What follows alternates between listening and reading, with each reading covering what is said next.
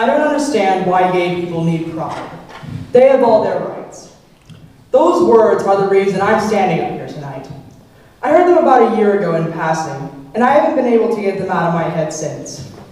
What is pride? And is it something that the LGBTQ community needs? There's a lot to talk about. Let's start with this. What is pride, exactly? Most of you have probably heard of it. You know, giant rainbow parade floats, people covered in glitter and dressed in bikini thongs. But how many of you here know the history around pride? What was it almost 51 years ago? And what did it stand for originally? What message did it send? Historically, pride was a riot. No, really. The Stonewall riots took place in New York City in late 1969 and lasted roughly 6 days. It was an event that began with a police raid and ended with the birth of the queer liberation movement as we know it today. The birth of pride. The details don't matter so much in this context. Stonewall is less a single event than it was a catalyst and a turning point. It was a group of people, 100 people, 1,000 people, putting their feet down and saying, enough. Enough of police raids, enough of being harassed in the streets, enough of being tossed and thrown out of the places they called home. They said, enough, this ends here. The first Pride parade was bloody and ugly, and it was a riot. Stonewall was the culmination of lifetimes of enough. It was queer people standing their ground and saying they were done with being polite and palatable. In the words of one protester, the fags have had it with oppression. The sentiment wasn't universal in the queer community then, or even now. I can't claim it was. But it was a sentiment that was felt, and it was felt strongly. It put the gay rights movement on the map, and it paved the way to Pride today. So what does this all mean, anyway? What's Pride to us in the year 2020? It's not so much of a riot anymore, but it's still an act of protest in its own right. It's a celebration of existence, of the triumph over obstacles that we faced in history, of the history that we've been able to keep, and a mourning of the history that we've lost. It's unapologetic. We're here, we're queer, deal with it. For many people, Pride is the only time that they have to express themselves, where they can be out of the closet. Where they can be out of the closet, whether that means that's because they feel unsafe around their family and friends, or unsafe in society as a whole. It's a place for expression free of harassment. For lack of a better word, a safe space. But let's get back to the question.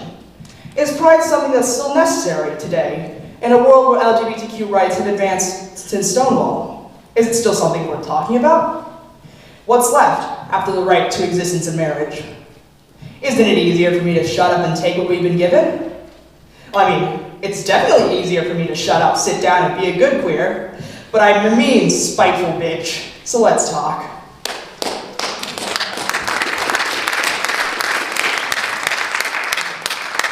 When most people think about queer rights, they think about marriage, and they think about the right to existence, because those are the only two things to being queer, right?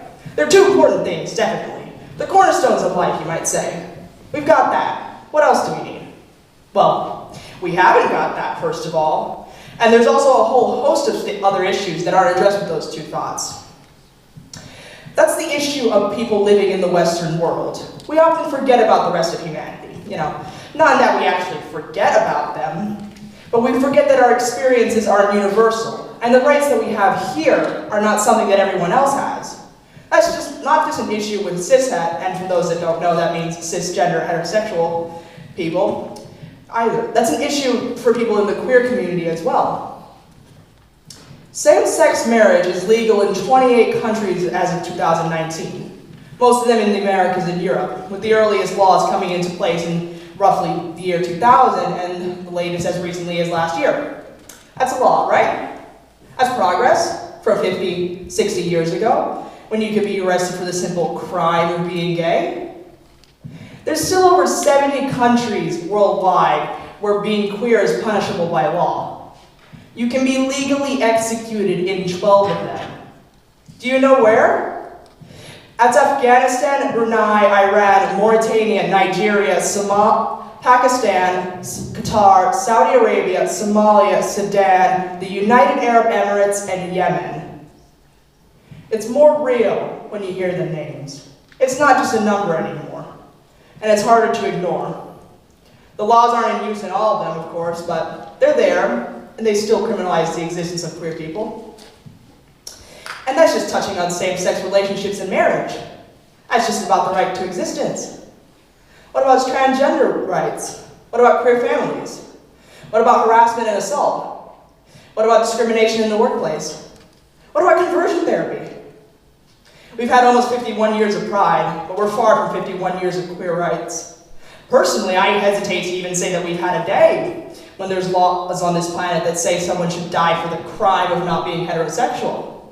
Yes, the West has laws that give us rights, they allow us to live and love who we want to be who we want to be.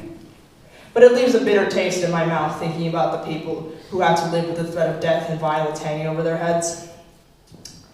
But enough about legal things. Enough about the heartbreak of law. Let's talk about the heartbreak of home and that social aspect of being queer. I personally am not out to my family. I have never looked my parents in the eye and said, "Hey, I'm queer."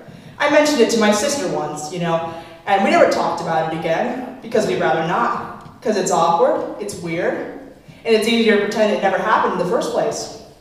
I've never spoken to my grandparents about this part of my life either, because I know they'd never want to see me again, and because I probably end up disowned by most of my extended family. I am mortally afraid to talk about this part of myself because of the consequences that loom over my head. But here I am, talking about pride, about being queer, because this is the only place I feel I can.